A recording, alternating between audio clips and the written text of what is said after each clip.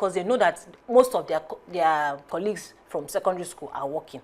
So they target towards their last salary week. Yes, they've finished drafting the message for that week. It's the big conversation.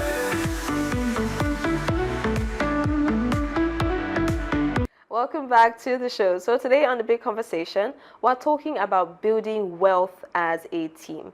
So love may bring two people together, but of course we know money is one of the major problems or one of the major things that would cause a couple to split or have arguments. And sometime 2 weeks ago, we had a conversation still on this table talking about money matters. And we made mention of the fact that setting structures for money is very important, and that is the basis of our conversation today. Building wealth together and setting structures for money, especially within a relationship or a marriage in this case. And now I've got my well-experienced, diverse ladies on the table so we can give practical tips for that young couple or even older couple who is basically trying to navigate. Because sometimes we have the argument of your money, my money, our money. But I mean, there are other conversations still on money, like investment. So, okay, if we're coming together, I also need to know that you're financially mature. I also need to know that my money is going to grow as we're coming together, which is why we're talking about, setting money structure. So, I'll start with Titi. Why? Because backstory of when you said you were relying on DT to speak on this. I was coming with my notepad. Yes, we're learning, but we're also, helping other people as well. So, what kind of structures would you say couples now should start to look at, especially when they want to get married financially? Because we mentioned how, when you want to get together, have honest conversations. What are your temperaments? What's your family like? But do we also talk about money? Not just money of, are we doing joint accounts, separate accounts, but money as per investments, money as per how do we spend, how do we flange when we want to, or how do we set structures, financially? How should couples start to approach conversations like that? Okay, so I would say, first of all, because I remember when this conversation was broached, I think it was 2 weeks ago, I said, how do you set a structure in a country without a structure? There are so many things or so many areas to look at. I understand the fact that you need to talk about this, you need to talk about that. I mean, I like it when counselors tell you these things. I'll talk about this, talk about that. But I also think that what matters is your value system, because it's going to spiral through every other thing. That's true. You understand? Because I like structures, but I also like to freedom. I also like to be able to say, guy, alpha, those kind of things. I also like it. So yes, I think the value system should precede first of all, because you can't exhaust every conversation. For instance, if maybe your income levels are, of course, how much each person earns or how much your family earns. If they reveal it. Well, that's another conversation, but I believe you should. Let's agree that they have revealed it. Yes. So the value system will now help you to know what we can afford and what we can't afford. Yes. So it will not be that tomorrow you now come and say this is the school that the children must attend just because your neighbor's children are going to that school. You already understand that this is our cap. This is everything we have. We cannot steal at this point. This is what we can afford. So that's the value system I'm talking about. Not that you must say, okay, because you made some huge amount of money today, you now go and register the children, and then next session you are struggling. That's a value system problem. It's not just about how much are you earning, let's see how much we earn in a month. It's about what can we afford in 5 years, what can we afford in 10 years. I think that's more, for me, some people say manage it to the T, 5 naira on diaper, 10 naira on this and that. I don't think I'm in that level yet. I wanted to hear from people who are like structuring. Yes, like this is 10 naira on this, 20 naira. I just know that this is the cap. I just know that no matter how much you advertise anything to me, I know whether I'm having it or not. Do you understand? So I don't think I have that time for the detail of 10 naira, 20 naira. Don't tell me that. Just let's both agree that we can't do this yet. No matter how many people are doing it, or okay, we're gonna squeeze out, time or resources to get this done because it matters for the family. I think that's the structure that I believe in. And Okay, so I'll let you some comment here now, because she has mentioned a number of things, value system, and I would even say that one's value system is also greatly influenced by their own background, right? Where they're coming from. Because the truth is, when we get into marriage, how we start to run our family, how we start to run our finances is based off of what we have seen. Right? Did my own father have this? Did my own mother do this? How were they running their finances? And it's sort of what we use as a framework, or what we do not want to imitate, especially if it did not turn out well. So how well do you see people's backgrounds or influence, playing a role in how they run their finances and whether they're now even able to build wealth with their partner? Because we see situations where people bring in their bad money habits, which is what we talked about before. What if your partner is a spender and you're maybe very prudent? Where do you now meet at the middle? How would you now bring the balance between one's background into how you now want to run your own personal family's finances? Thank you very, very much, Edo Queen. First of all, the thing that I wanted to say, which I've been waiting to say since you introduced this topic, is the fact that what brings squabbles or issues or conflict in wealth conversation or money talk, it's not the money, it's the power. Who wants to be in charge or who wants to be in control. It's a power control thing. So we want to be conscious of that while we're having this conversation, because really as a couple we are one, but in reality we're actually one economic unit. That means whatever comes out of this family is one economic unit. It's not, two economic units. So it's important to understand that we are one economic unit. That means that whatever decision we make, whether we are, taking a trip, vacation, whether we are paying for fees, school, whether we are buying groceries, or we are trying to even take care of ourselves, so think about it that way. So in retrospect, what you are asking about value system, yes, truly, what you are used to, or what you don't want to be used to anymore, or because critically, when you are a salary earner, there's a high tendency of being able to calculate everything. But when you're an entrepreneur, sometimes it's difficult to pay yourself. It's difficult to apportion finances to certain things, because you're not even sure when the next earning is coming from as an entrepreneur. So marrying a salary earner's priorities and checklist to that of an entrepreneur, sometimes it doesn't marry, it doesn't work, because an entrepreneur wants to spend first and then see how that pans out or fizzles into his or her end result. But a career person, everything has to be on the budget, because he's not earning from anywhere else. And there's also that fear of money leaving my hand and not being able to get to other things that need to be tackled. So when I have seen situations where a career person is dealing with an entrepreneur, and it's always like it's difficult to marry, because as an entrepreneur, sometimes you may not even have funding. You just want to, maybe good days and bad days. So you just have skills, you just have some things that you know that you can do, and you're hoping for the best. You're doing you're rooting for yourself. But then, the person who gets salary must account for 1 naira, 2 naira, 3 naira, and then there's that need for budgeting to marry each other. Two of you should bring your budget, and everybody come to that economic unit, and we are able to come to a consensus. What you said about it coming from what you are used to as maybe as a child growing up, yes, truly, what your parents had is what precipitated what you are doing now. And there's also that tendency of shifting from what you are used to, because it didn't give that result. So you want a different result for your family. But sometimes some people are obstinate. They insist on what my father did is what I'm going to do. Well, at least he's retired now. At least he's still alive.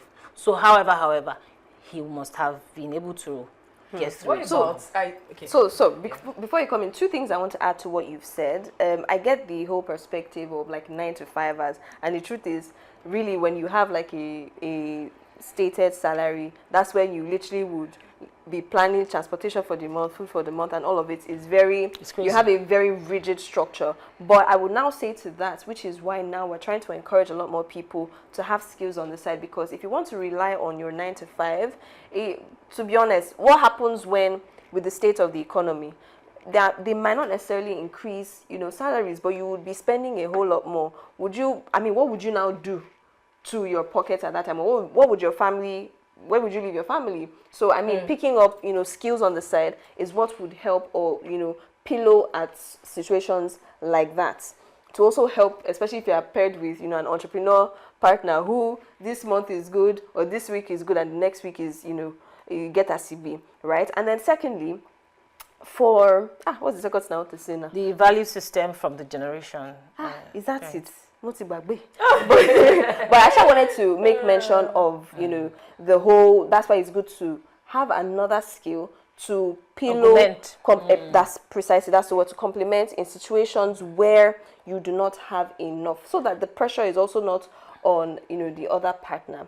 Precisely. There's something that I missed out, which, you know, I think in retrospect, what you were asking me, couples previously, you know, the older couples don't have money conversations. They don't have money dates. And that can money dates. Yes. As well, like go out to talk about money. Yes. Okay. It has to be. It's not an option. It has to be compulsory. That money dates would help. You know, categorically help to bring to fore.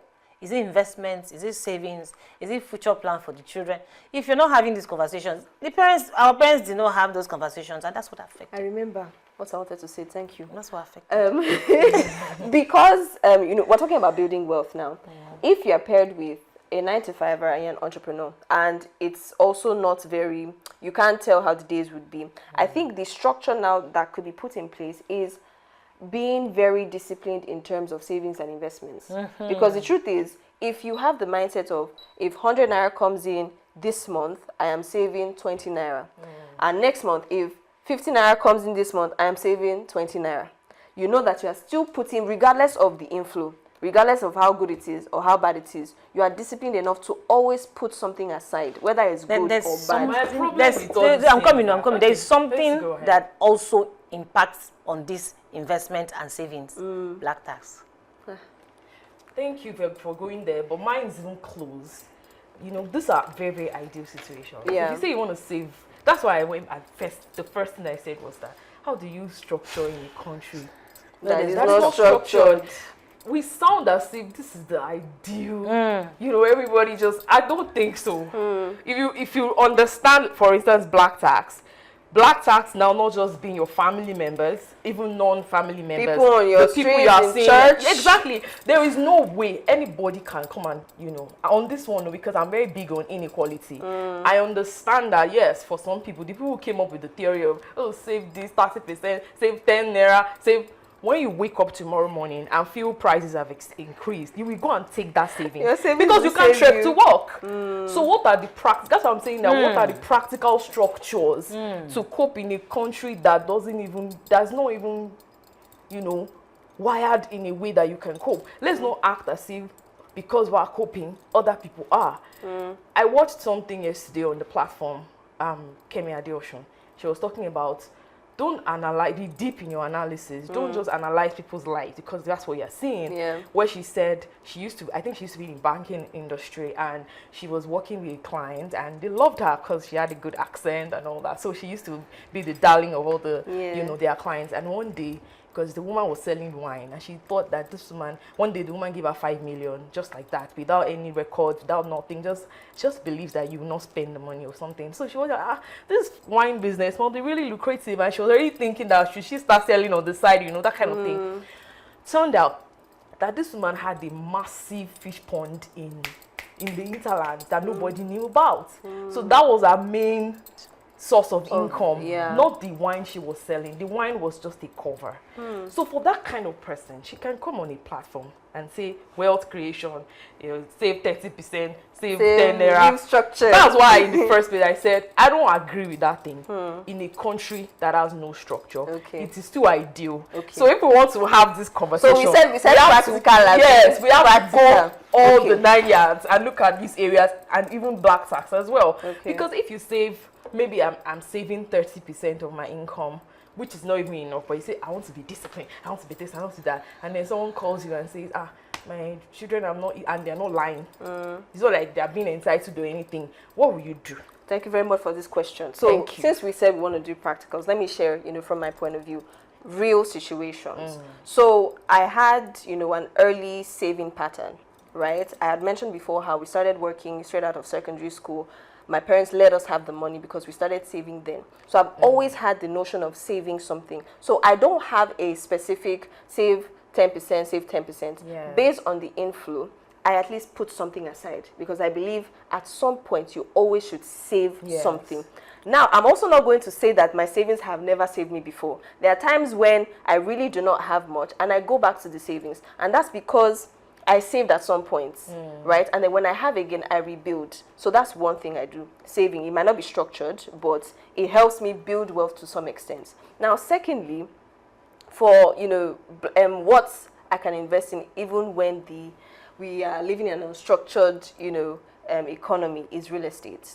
Because the truth is, come what may, real estate stays. How much is land down appreciates payment for real estate? If you want to do real estate as a next year, how much is the down payment? we have lands that you can start with a down payment as low as 100,000, 200,000, What if your salary 300,000? is 70,000? The minimum wage in Nigeria is 70. How much? 70. It's not 200,000. 77. So before you can afford to do a down payment, almost, real estate. You save like two, 2 3 months. She's still going back. She's still going back to that structure. Yes, now you save like even a whole year because before you can gather 100K and say I can pass with 100K, that means school fees is sorted, rent is sorted, all those things are sorted. That means the real estate that this kind of person as well would be looking at would not be, this. Because the one I'm talking about now is a lot more. Jam money together with his friends. People talk about a piece of my property. They can use it for commercial purposes. Vehicles that be. Yes, they can. There's a lot that can happen. I love it. This very many that's what I'm saying. commercial. Then when it comes to that black tax, yeah, sometimes you, as a couple, you help each other. When that's my secondary school. See, his leg is swelling up. You say it softly, not like you don't appreciate the fact that he has someone losing. Because the truth is, 5K here, 5K there. Like in a month, they know that you're a salary earner. So some people do it not because they have a sickness. They do it purposely because they know that most of their colleagues from secondary school are working. So they target towards their last salary week. Yes, they've finished drafting the message for that week. No, I don't know what to say. I don't want to say why I say it, but I have a call. It happened. So each person was getting the same message or a bit different message. So the person now said, see what this other person said. This person has also, so like 5 people said the same thing. So they now realize that person is collecting from X, Y, Z, so that his own now might even be more than all of you's own. I know. I know those ones exist. Those ones are not serious people. The ones that are actually yes, but wait, if you don't they have skills. They have skills. I'm just trying to play the devil's advocate because I know these things exist. They have skills. They are graduates. They've done, they've gone to all the trainings, but the opportunities are not yet coming. Okay. You can say, okay, maybe they are volunteering and, just trying to be there, but the income level is still not. Can I say something? Yes, one thing about those kind of people is that they are in social entrepreneurship. There's what we call volunteering. There's what we call, even working to gather yourself to understand some fields that you're not used to. Some people just don't do that. They don't volunteer. They're not open to helping out until they themselves they are in need. Yeah. I don't know if you understand. So when you call them for things, let me even say washing of your car, as simple as that and as demeaning as it is. And they'll be like me of all people. I can't do it. But they would know. They will remember that you are secondary school graduates. Together you are friends, whatever. And then they will remember when they need money that you are supposed to give them. I think you understand what I'm trying to say. So that is something. It's not about having the skills. So those are the traits to watch out for. It's not just about. I get it. Yes. I get it. Be able to volunteer your time. Even for cases of when someone is now sick, before the sickness, unko, what about the health, the lifestyle choices? Because some people will drink till the point that their liver was no more existing. Then you expect me to come and run after your liver and bring it back. Plus, I mean, I would even say it's not compulsory to even give all the time, because sometimes it's not only you can give other things aside money. You can give care and support. Yes. Check up on them. Yes. Right? Pray for them. Because Yes. the truth is, I heard someone say that every single Sunday he goes to church, 4 or 5 people are waiting to see him for one money problem or the other. And he's like, I'm not working for you people. How do you expect somebody to build wealth when they are constantly giving out? So we're not saying that don't have empathy, but if in your mind you've given to one person and yes, maybe the person was genuine, and another person comes, well, don't have shame, I'm sorry, not this time, oh, I'm so sorry, let me know how else I can help, or check up on the person, pray for the person, support the person needs a ride. If you can maybe drop the person off, oh, this is what I can do, this is how I can support you. And when people come and say, please borrow me, if you know you cannot let go of the money, don't Learn to say no. Learn to say no. Simple. Then there's something I mentioned, because I just joined, I don't want to mention the name of the society in my church. I've been wanting to join, and it has been on my mind to ask them that question. So I opened the book, the policy book of the organization. I asked them. I said, please, I want to ask, because now we're going to teach them how to fish. Don't give them fish. Yes. So you are now telling me that you are always doing this, doing that. Please, these people that you are giving, do they even have charity and love in their hearts to come back to give back? Because you need to build that first. Yeah. You need to build that, that charity and love, imbibe it into their mental mindset, for them to know that yes, this what you are getting is gotten from charity and love. Are you able to? That's the first thing they're supposed to learn before they even get a penny. Because even us as a country, we too are surviving on AIDS. AIDS from international. We just borrowed our second largest. The day Trump said no more AIDS. Do you know how many people were ventilating? So let's believe with because we're looking at it from the lower. When it is actually elevated, you know that there are so many. So we are building to look at. Entitlement mentality, and we are building people who cannot even give. And you're forgetting that people who are actually giving these funds to also have their own lives that they're building as well. They are also trying to survive. Do we think sometimes about this person I'm asking money from? How are you safe? How are things going on with you? Many people don't care about you because they think you have money. They think, or you look like you have money. So once money is out of the way, because money is their own biggest problem. So once they see anybody that has already conquered that, they don't think the person has any other challenge. So but going back to the family setting. So please allow me, because we have to go. Yes, okay. Let me have because we have to go. I always say that for family structures, because that was the origin. In a situation where maybe I've seen where some partners will say they have amounts of money they send to their parents monthly or all of that. How do you, even some wives expect their husbands to even send money to their own parents, that's the in-laws, monthly, and it causes, a friction. Even the in-laws expect it, and they are, that's the black tax. Yes, they even hate on the wife if it doesn't come. So how do you manage those things? Because you already have a structure for your home, and even if you have a given percentage, you have to now factor in all the people inside that percentage. How do you wait, so before you say what I wanted to mention something that for wealth, building family wealth, it's important that everyone is accountable, everyone should be valued, and everyone should be heard. Okay. And then most importantly, trust must be built while the wealth is being built. Because trust itself is wealth. Amazing. So for Titi's question, we'll take it, during the agree or disagree segment. So we'll take a quick break now. When we get back, we see our statement of the day and we battle head to head.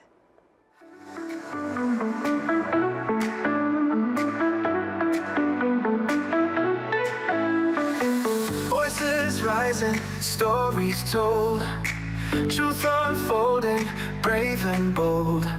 In this space we speak our mind, different views all intertwined. It's the big conversation where the real ones talk. Welcome back. It's still the big conversation here with the ladies. It's time for our agree or disagree segment. We see our statement of the day. We get to agree, disagree, and defend our answer. So let's see today's statement. We've been talking building wealth. Trust is more important than capital in partnerships. Trust is more important than capital my answer in partnerships. Agree or disagree? Titi Alfana. I'd agree. Yay, okay. Well, I'll go first. I mean, clearly I agree, because if you have the capital and there is no trust, then what happens to the capital? If one person decides, I want to use the capital to flenjo and flex, then there is no capital anymore. But trust is a great foundation, or a very, very important foundation for you to build wealth, especially in partnerships, whether it's marriage or even business. Whoever you're going into this partnership with, you must trust the person. You shouldn't even work with, like generally speaking, you shouldn't even work with people you cannot trust, because you don't know their next move. Their leg is like this. You will not know whether they're going left or right? So trust is very important. Capital is important, but when you trust the person and you trust that the person is also on the same value system with you, has the same goal, has the same vision, then to get the capital will be easier. Simple. So you remember about the bank they call Guarantee Trust Bank? So if a bank can use the name trust in their name, what are we even talking about? And besides, when we even talk about Don't leave me. And when we talk about it, it's like a bank. Trust is like you're banking on my trust. So and you have to should come and you get run you your check. they are no longer exist. Not GT now. Guarantee Trust Bank. Yes. That's the GT now. Guarantee Trust. Okay, they are the ones. Yes, Okay, there's Equatorial Trust Bank. That ETB too is there. Okay. That one has gone. So what I'm now trying to say is that is you're feeding it's just like you're putting money inside a piggy bank. Trust that's how it is. You're dropping it. Once it's true, it's full. It feels like, yes, I can trust this person with. In fact, I can even trust this person with my life. But when there is an empty kidney, run no, because it's already a bank. I don't know how to put it. Like, it's money. Trust is money. Trust is wealth. Without it, there's nothing. Capital will disappear within a twinkle of an eye. You can even run with the money. Abi? So what are we talking about? I want to hear. Yeah, I agree with you. I know, but you said I agree. Okay. That's because I agree and disagree at the same time. I agree that trust is key, but I don't think it's more important than capital. Because trust alone can't get you anything. Anyway, I remember watching Tiggy Vest's 10th anniversary documentary, and when Olumide Shoyombo was the one who gave them the seed capital, he trusted them, but he had to give them the money. They had the perfect idea and all those so things. you married That's why millions of us are now, So you're marrying the two. Yeah, so I think, trust is good, but without the capital, there's nothing to work with, you understand? But which one is more important?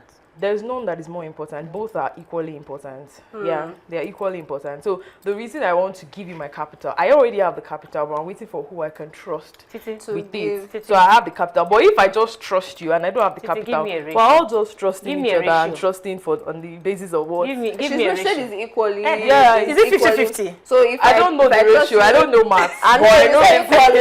know equally and It's okay. everything in between. But you need the capital. All the ideas and all that. You trust yourself. You know when you watch all these lions there, these programs that they want you to come and invest, they have investors and they're asking you questions and all. They have the capital now, but they want to trust you. They want to see someone they trust. So if you don't have the idea, it goes hand in hand. Without the capital, the trust is in the. Okay. All right. So just to piggyback quickly on your initial question, right? How do you navigate settling both parents, sending money, to the bride's parents, to the groom's parents, when you already have a ratio? Well, two things I would say. Essentially, it depends on what the couple has agreed on. So if you both agree, what I say or what we say in my family is, if we give my parents this, we're giving your parents this. There is no one person's parent is at a higher pedestal. They're both our parents. So if we're sending money to them, we're sending money to this side as well. If the other time I give them my mom a bag, I give them my mother-in-law a bag as well, because they both like the bag and I gave both of them. So it is what works with the dynamic. It's how you view them as well. I know maybe some families, it's the husband that sends to his family, it's the wife that sends to her family, right? So if there is now a ratio of, oh, it's 10% we send, then share the 10% how you want to share it across the parents. Maybe you cannot decide to share according to need. Maybe you know this angle of parents maybe need it more. Maybe they have a particular project that you can now decide, okay, this time let's give them more. But not that you give them and you now not give the other, because that's when you now have arguments saying, so your parents are now more important, and don't you know that you took me from my father's house, and all of that, you know, irrelevant. Yeah, so I think that's just are you answering from the Gen Z angle, or you're answering holistically? She's not even sounding Gen Z. Because she's not sounding Gen Z. That's my son. That's why I go drop the Gen Z title. I'm a millennial. You're not Gen Z. Maybe you're older than you have been priding yourself as Gen Z. Now, so you mean Gen Z cannot? You don't say so. We're hoping that you say my money is my money. I don't care about anybody. We're that you tell us what Gen Z is. Speaking like the pastor's wife. Hey, God, I beg you. So even if it's my money is my money, or your money is my money, I would still want to send to my parents. Like I said, I'm a millennial. I'm a millennial, so it's a little different. But just before we go, let's take a look at our wise words on the web, because I think we've already dished out a lot of wise words today. So let's see our wise words on the web. Okay, Chisom, can you read for us, please? Teamwork is the fuel that allows common people to attain uncommon results. Andre Ganege. Okay, amazing conversation. It's been a very, very refreshing conversation, and of course we have a lot of things to take home as well, but we can agree that building wealth as a team takes more than just love and good vibes. It also takes planning, honesty, trust, and maybe sometimes uncomfortable conversations about your spending habits. So we've heard that money can bring couples together, but if it is not handled well, it can also start arguments over little things. But the key really is learning how to communicate, how to create structure, even in an unstructured economy, and grow towards the same goals. A big thank you to the amazing ladies on the table for sharing, giving honest perspectives, you know, not to share money remaining. I will know that. We'll see after. Not just to say thank you, share the money. We'll see after. But thank you so much for joining us on the show today. Remember, love is sweet, but a solid financial plan doesn't hurt either. So we'll see you next time on a sweet episode of The Big Conversation.